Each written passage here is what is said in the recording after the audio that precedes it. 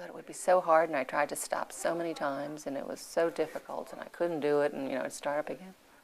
I never smoked again. I mean, you couldn't pay me enough to smoke a cigarette, which is, I think, just kind of unusual because it was such a big part of my life for a long time, Mary Beth Weber is one of Dr. Alemar's patients with smoking-related stage 4 cancer. In her case, the regrets are endless and repercussions have far-reaching effects. The look on every patient who's been told they have a cancer, it's related to smoking, even though we don't tell them your cancer was related to smoking, but they know about it.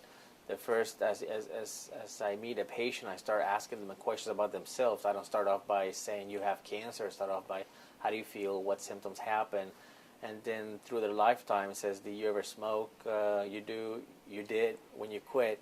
And then I said what we have found, and then I move on to, but a lot of them, as you're asking them, and I says, well, we found a spot in your lung, and they did a biopsy, and they says, I know I have cancer. But the look on their faces is all the same, is that look of regret. They all have the same look. They all regret it.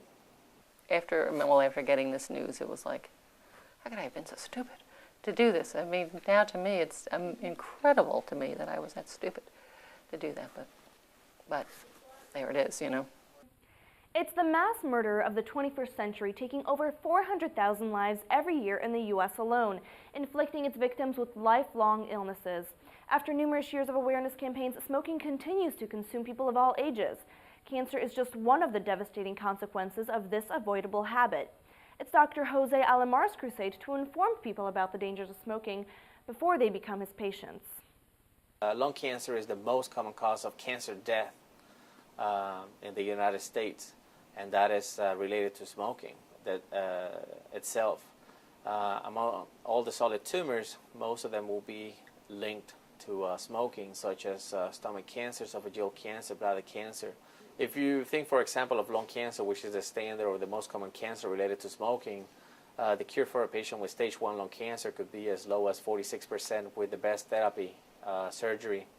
And then with the addition of chemotherapy, you could increase the cure rate by 4 to 5%, which to some patients might not sound that high or that much of a benefit.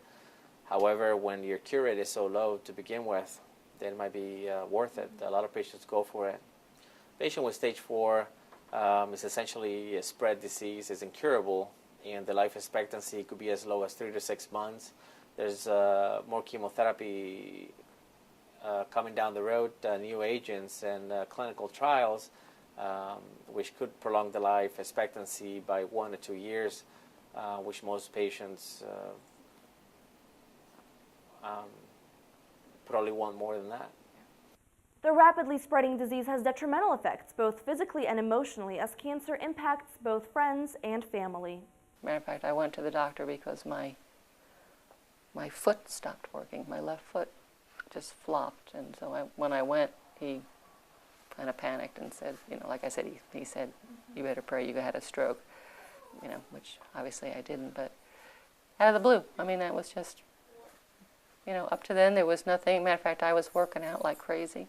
Her and I did kickboxing classes over the summer and been very active together, doing really active things like going for walks or bike riding, or we did this ultimate body shaping course together 2 summers ago. So, going from that to not being able to walk, to me was the hardest to see, I guess. It has to do with where the cancer is. If the cancer is in the lungs, then you could have symptoms from the cancer in the lungs itself, coughing out blood, chest pain, shortness of breath, or you could have symptoms from the cancer being spread, say back pain because the cancer is going to your back, breaking the back, or going to the brain and you have a seizure or a stroke-like picture. You can't move your arms, can't move your legs. We try to talk to family members in front of the patient, but depends. Younger patients come in with parents, older patients come in with their children, and they tend to have questions that may stress the patient even more, so we have to be careful with that. So whenever I get a tough question as how long does he or she have to live, I turn to the patient and says, your son here or your parents here are asking how long you have to live. Do you want to hear it, or or you don't. And the truth of the matter is, nobody knows how long anybody has to live, but all we can do is quote them a statistic. You have a cure rate of X percent. The average patient will live this long. We're hoping for more. However, X percent means you could live longer, but you also could live far less than that. Yeah, I think it's coming pretty quick. And they've been upfront about that. They've said that, all along. They're pretty willing to try, but I think we're kind of at the point, I'm not sure there can be another round of treatment.